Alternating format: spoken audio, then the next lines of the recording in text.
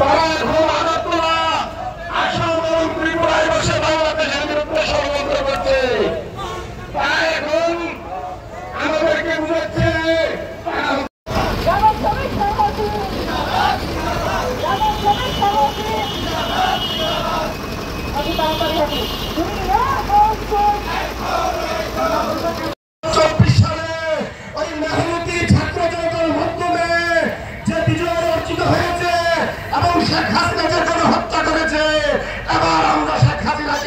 জোড়াতে চাই।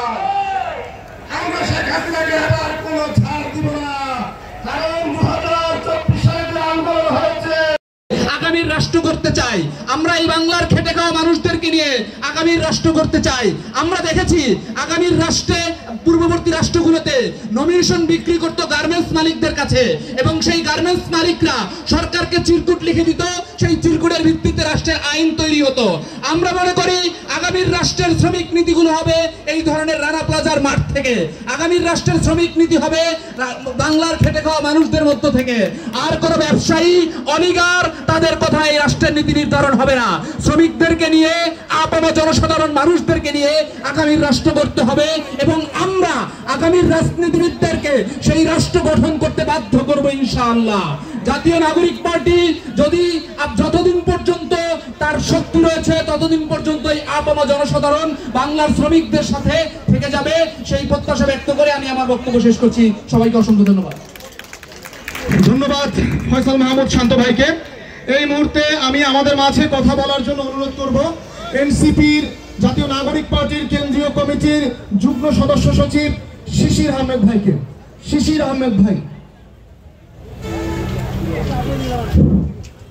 আসসালামু আলাইকুম রহমতুল্লাহি ওয়া বারাকাতুহু।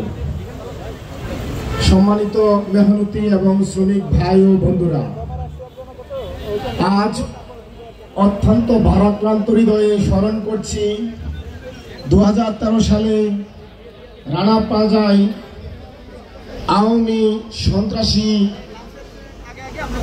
নেতা রানার কর্তৃক রানা প্লাজায় প্রায় 1200 শ্রমিক হত্যাকে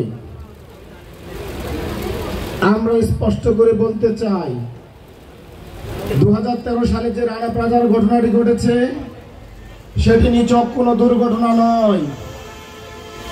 সেটি ছিল আওয়ামী নেতা রানার অবহেলা, গাফিলতি এবং তার দ্বারা একটি পরিকল্পিত হত্যাকাণ্ড।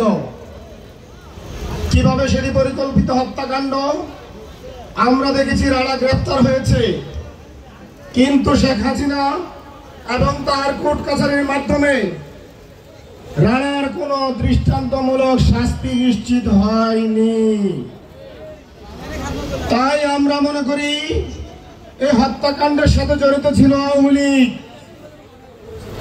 এই হত্যাকাণ্ডের সাথে জড়িত ছিল শেখ হাসিনার প্রশাসন। যদি তারা এই হত্যাকাণ্ডের সাথে জড়িত না থাকতো তাহলে এই আওয়ামী নেতা রানার একটি দৃষ্টান্তমূলক শাস্তি তারা নিশ্চিত করত।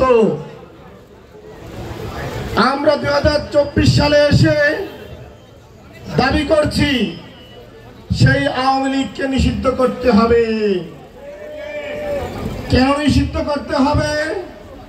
এই আওয়ামী লীগের কাছে শ্রমিক নিরাপদ নয়, এই আওয়ামী লীগের কাছে বাংলাদেশের কোনো পেশাজীবী মানুষ নিরাপদ নয়। এই আওয়ামী লীগ যখন ক্ষমতায় ছিল 1972 থেকে 75 পর্যন্ত এদেশে 30,000 মায়ের বুক খালি করেছে বাকশাল কায়েম করে।